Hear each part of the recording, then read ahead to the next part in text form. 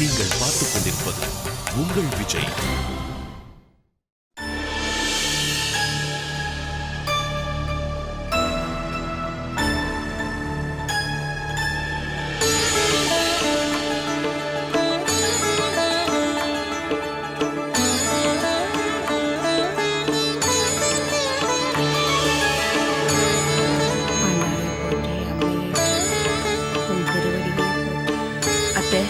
ஆரத்தி எடுத்துக்கங்க.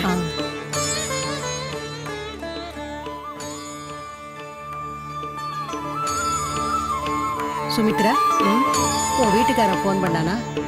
ஆமா அத்தை, நைட்டு ஃபோன் பண்ணியிருந்தாரு. லண்டன்ல இருக்காராம். அங்க இருந்து யுஎஸ் போயிட்டு அப்படியே இங்க வராராம். என்னவோ போமா, இருக்கிற சொத்து போதாதா? இப்படி ஊர் உலகமெல்லாம் அலைஞ்சுதான் சம்பாதிக்கணுமா? இங்க பாரு, என்னோட 2வது பையன் தேவராஜ் வீட்டையே சுத்தி சுத்தி வந்து கவிதை எழுதிக்கிட்டு இருந்தாலும் என் கண் முன்னாடியே இருக்கான்.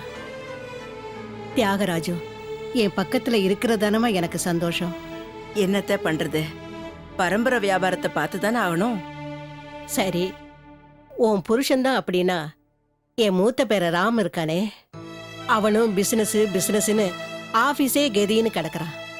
சின்ன பேர ரவி, அவன் தலையிலையும் பிசினஸ கட்டி வச்சு எங்கேயோ வெளியூருக்கு அனுப்பி வச்சிட்டீங்க. எல்லாம் சரியாயிடும் அத்தை.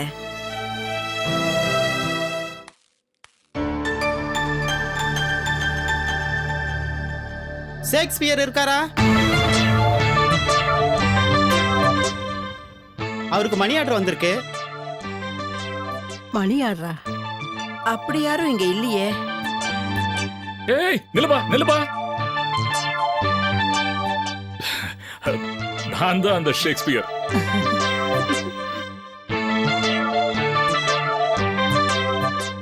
என்னோட புனை பெயர் தான்ப்பா அது. உங்களுக்கு குண்டூசி பத்திரிகையிலிருந்து 25 ரூபா மணி ஆர்டர் வந்திருக்கு.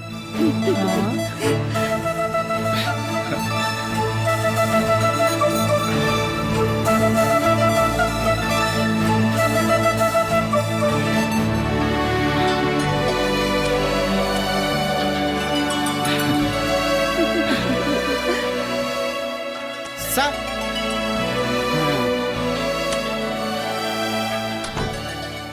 என்னடா இது புது பேரு ஷேக்ஸ்பியரு? ஆமா, ஷேக்ஸ்பியர்ங்கிறத நான் கவிதை எழுதுறதுக்காக வச்சுக்கிட்ட புனை பெயர்.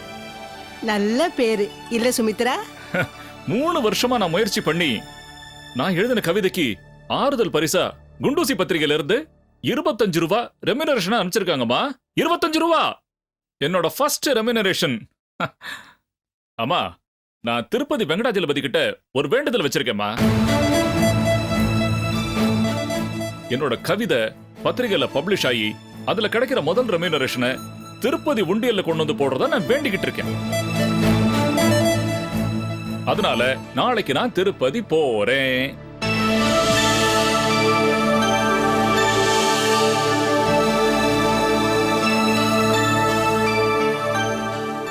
இந்த 25 ரூபாய திருப்பதி உண்டியல்ல போய் போடுறதுக்கு ஏசி, காரு, டிரைவர், பெட்ரோல்னு 25,000 ரூபாய் செலவு பண்ணணுமா? நீங்க பிரயோஜனமா எதுவுமே செய்ய மாட்டீங்கன்னு அம்மா சொல்றது 100% கரெக்ட் தான். கல்பனா, அப்பா கிட்ட இப்படி எல்லாம் பேசக்கூடாது.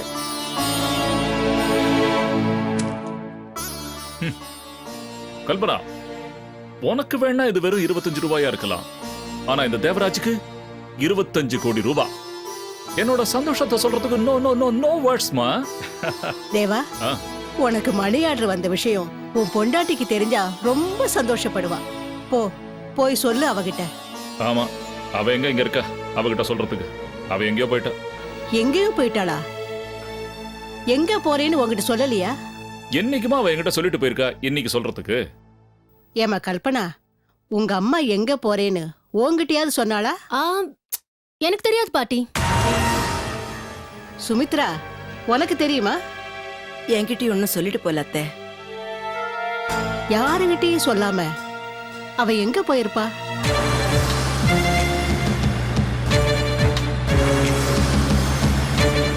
இந்தியாவின் மிகச்சிறந்த இளம் தொழிலதிபரான ராம்குமார் சக்கரவர்த்திக்கு திருமணம் செய்ய முடிவு செய்திருப்பதாக அவருடைய தாய் சித்ரா தேவி தெரிவித்திருக்கிறார். திருமதி சித்ரா தேவி அவர்களின் பேட்டியை தற்போது காணலாம். நான் இப்போ உங்களை கூப்பிட்டிருக்கிறது கிரிக்கெட் விஷயமாவோ பிசினஸ் விஷயமாவோ பேசுறதுக்கு இல்ல. தேவராஜ், தேவராஜ், விஷயம் என்னன்னா, என் பையன் ராம்குமார் என்னம்மா சக்கரவர்த்தி சம்மந்தம். என்னமாச்சு உனக்கு? அங்க பாருடா, என்னதான் நடக்குது இங்க? நான் என் பையன் ராம்குமார் சக்கரவர்த்திக்கு கல்யாணம் பண்ண முடிவு பண்ணிருக்கேன். அதுக்கு தான் இந்த பிரஸ் மீட்.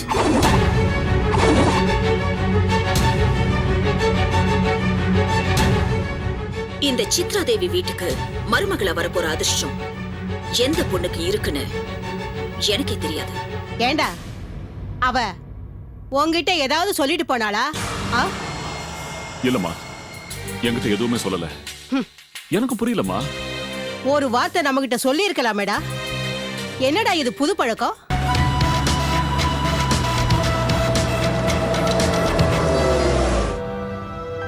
வீட்ல நாம இத்தனை பேர் இருக்கோம், நம்ம யார்கிட்டயும் ஒரு வார்த்தை கூட சொல்லல. என் பையன் ராம்குமாருக்கு கல்யாணம்னு மீடியால அனௌன்ஸ் பண்ணிட்டு வந்திருக்கான். ரெண்டுல ஒண்ணு பாத்துறேன், வரட்டும் அவ.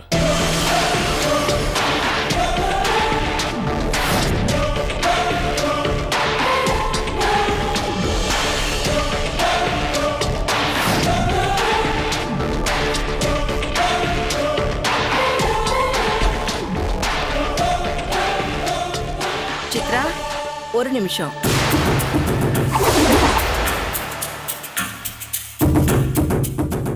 நீ இப்ப பண்ணிட்டு வந்திருக்கிறது கொஞ்சம் கூட சரியில்லை சித்ரா. நான் எது செஞ்சாலும் அது சரியா தான் இருக்கும். சித்ரா நில்லு. ராம்க்கு கல்யாணம் பண்ண போற விஷயத்த நம்ம வீட்ல இருக்கிறவங்களோட கலந்து பேசாம நீயே முடிவெடுத்திருக்கிற. அத டிவிலயும் சொல்லிட்ட. பார்த்த எல்லாரும் எங்களுக்கு ஃபோன் பண்ணி கேக்குறாங்க. நாங்க என்ன பதில் சொல்றதுனே தெரியல. சித்ரா, டிவியில இப்படி ஒரு அறிவிப்பு கொடுக்க போறேன்னு எங்களுக்கு எதுவுமே தெரியாது. எங்க கிட்டயும் ஒரு வார்த்தை சொல்லியிருக்கலாம் இல்ல? ராம் ஏன் பையன், அவனுக்கு எப்ப கல்யாணம் பண்ணணும்னு முடிவு பண்ண வேண்டியவன் நான். சோ அதுல நீங்க தலையிடாதீங்க. சித்ரா, ராம்குமார் உனக்கு மட்டும் மகன் இல்ல, அவன் எனக்கு மகன் தான்.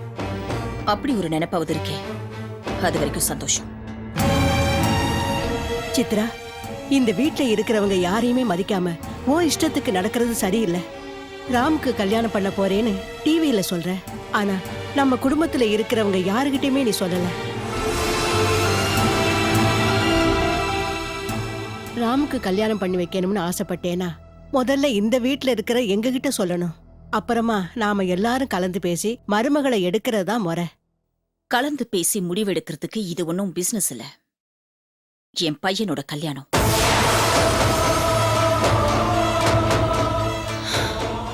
அவன் கல்யாணத்தை பத்தி நான் தான் முடிவெடுப்பேன்.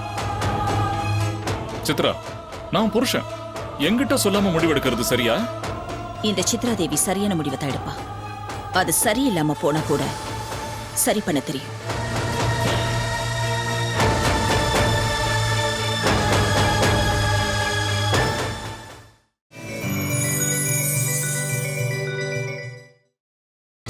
நீங்கள் பார்த்துக் கொண்டிருப்பது உங்கள் விஜய். பிரியா, பிரியா, ஹே ரம்யா, ஹே பிரியா, என்ன?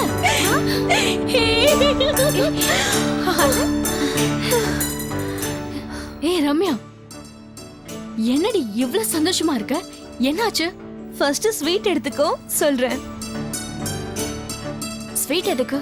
ஃபர்ஸ்ட் ஸ்வீட் எடு சொல்றேன். சொல்லு. ஆண்டி ஸ்வீட் எடுத்துக்கோங்க ஆண்டி.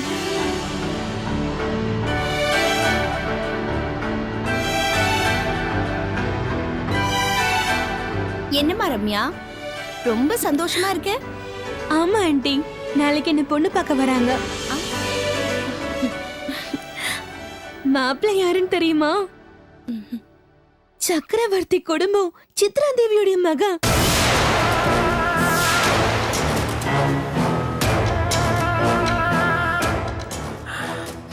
என்னது உன்னை பொண்ணு பாக்குறதுக்கு சக்கரவர்த்தி குடும்பமே வருதா? ஆமா பிரியா, அந்த சித்ரா தேவியும் வராங்க. எனக்கு எவ்வளவு சந்தோஷமா இருக்கு தெரியுமா? என்னது சித்ரா தேவியே வராங்களா? ஆமாண்டி, முதல்ல விஷயத்த கேட்டதுமே என்னாலே நம்ப முடியல.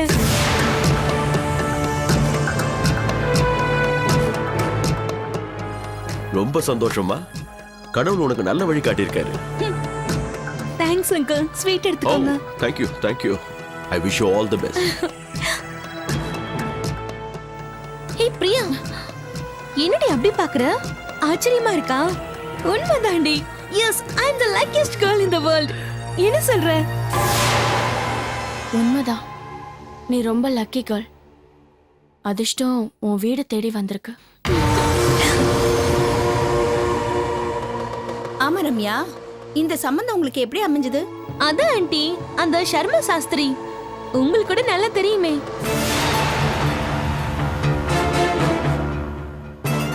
சரி பிரியா, இந்த சந்தோஷமான விஷயத்த இன்னும் நிறைய பேர்கிட்ட சொல்ல வேண்டியிருக்கு. நான் கிளம்புறேன். பாய் பாய் அங்கிள். அதிர்ஷ்டம்னா இப்படி இருக்கணும். எவ்வளவு பெரிய சம்பந்தம் கிடைச்சிருக்கு இந்த பொண்ணுக்கு. கொஞ்சம் வாயை மூடுறீங்களா? கல்யாண வயசுக்கு வந்த பொண்ணு வீட்ல இருக்கா, அவளை பத்தி யோசனை பண்றதை விட்டுட்டு வேற பொண்ணை பத்தி பேசிட்டு இருக்கீங்க. நீங்க பொறுப்பா இருந்திருந்தா நம்ம பொண்ணுக்கும் இந்த மாதிரி ஒரு நல்ல சம்பந்தம் கிடைச்சிருக்கும்.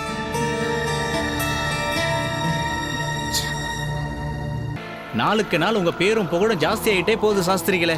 கண்ட்ரோல் பண்ண முடியல. எல்லாமே சுக்கிர திசையோட சூட்சமம் தான். எல்லாம் கிரக பலன்கள் தான்.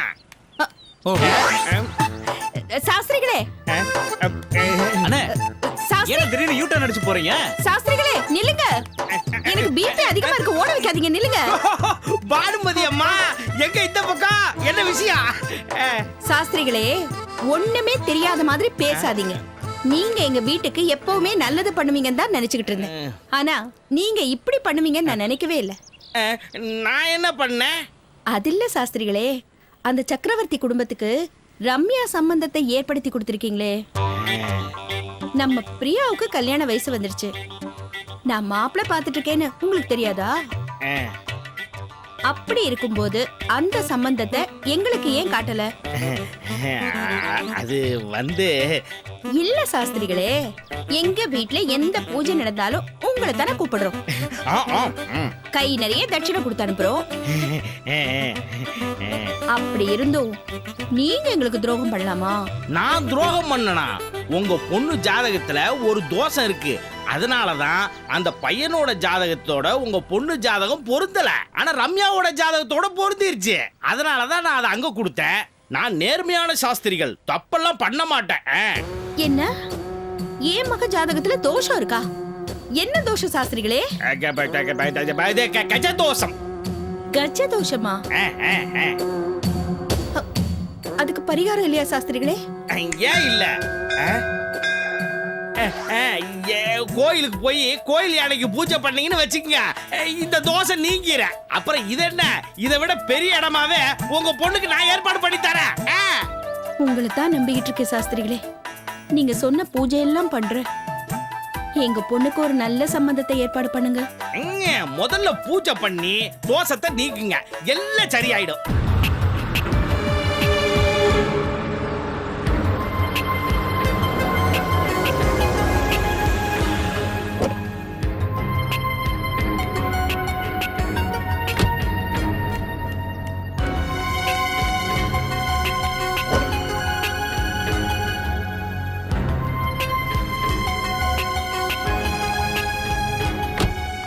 அம்மா, இதாம்மா வீடு. சாஸ்திரி, இந்த சந்துக்குள்ள என்ன கூட்டிட்டு வந்திருக்கியே, இந்த காரோட விலை உனக்கு என்னன்னு தெரியுமா? என் காருக்குன்னு ஒரு தகுதி இருக்கு. கண்டு சந்துக்குள்ள கூட்டிட்டு வந்திருக்க. அம்மா, தப்பாயிருச்சு. அடுத்த தடவை மெயின் ரோட்ல கூட்டு வரமா. வணக்கம்மா, வாங்க. வாங்கம்மா. வாங்கம்மா, உட்காருங்கம்மா. உட்காருங்க.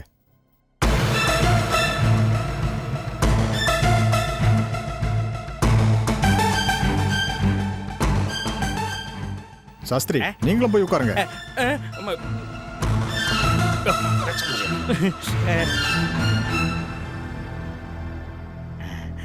அம்மா இவங்க தாம்மா ரம்யாவோட அம்மா.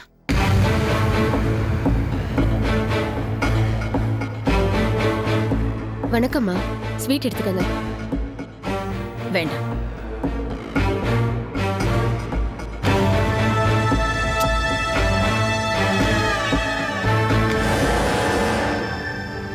நிச்சயம் பண்ணாத வீட்ல நான் கை நினைக்க மாட்டேன். சாஸ்திரிகளே, உங்களுக்கு சுகர் இருக்குல்ல?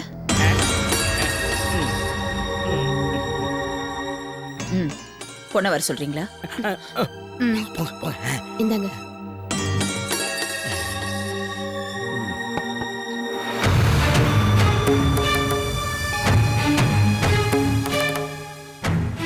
அம்மா அந்த போட்டோல இருக்கிறவ தான் என் மக ரம்யா. ஆமாம்மா, அந்த பொண்ணு தான் ரம்யா.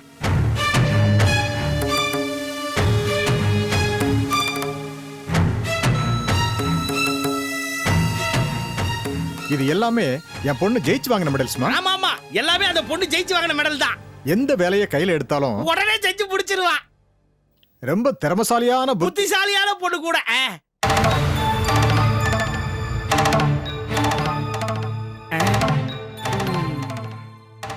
புரியறது கொஞ்சம் அதிகமா தான் பேசிட்டேன்.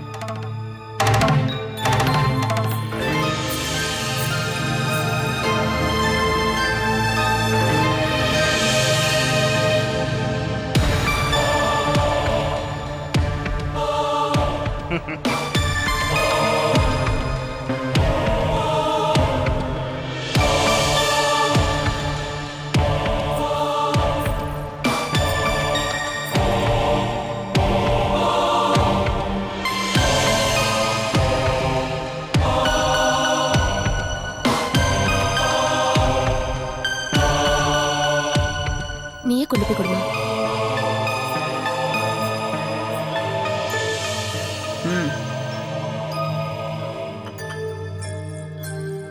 ஏய் நில்லு.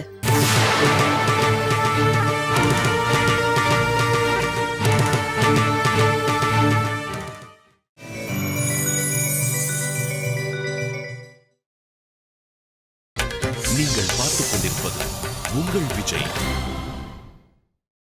ஏய் நில்லு.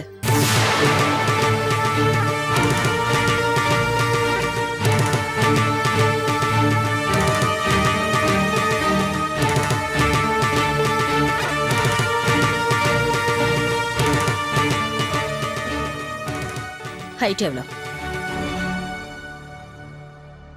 5.6. செருப்ப கழட்டு.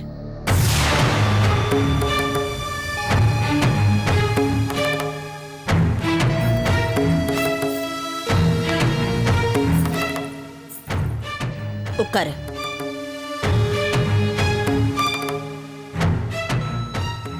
பாட்டு பாட தெரியுமா? நல்லா பாடுவா. என் பொண்ணு சங்கீதத்தை முறையா கத்துட்டு இருக்கா. ஒரு பாட்டு பாடு. மெல்ல விடை கொடு மனமே. இந்த மனசுக்குன்னு சொல்ல வேண்டாம். ஒரு சாமி பாட்டு பாடு.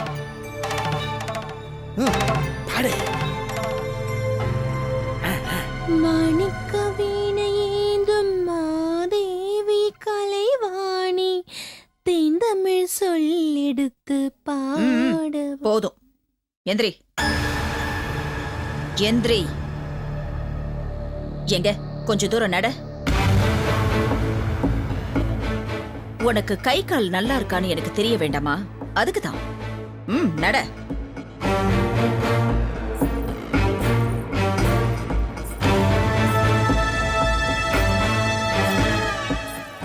போதும் போதும். உட்காரு. ஏய் அங்க இல்ல, இங்க.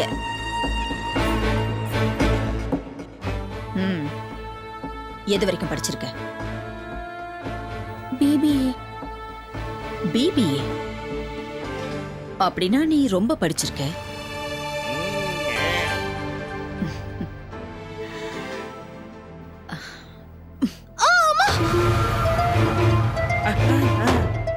பயப்படாத. தலைமுடி ஒரிஜினலா இல்ல டூப்ளிகேட்டான்னு பார்த்தேன். ஏன்? ஏன்னா இந்த காலத்து பொண்ணுங்க ஃபேஷனா விக்க வச்சுக்கிறாங்க. அதுக்காக இப்படி இழுக்கிறது? பொண்ணு பாக்குறேன்னு சொல்லிட்டு இப்படி எல்லாம் அவமானப்படுத்துறீங்க. உங்களுக்கு இதெல்லாம் சரின்னு தோணுதா?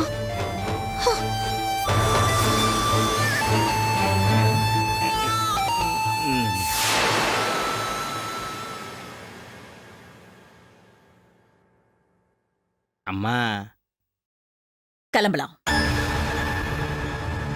அம்மா என்னம்மா? எனக்கு இந்த பொண்ணை பிடிக்கல.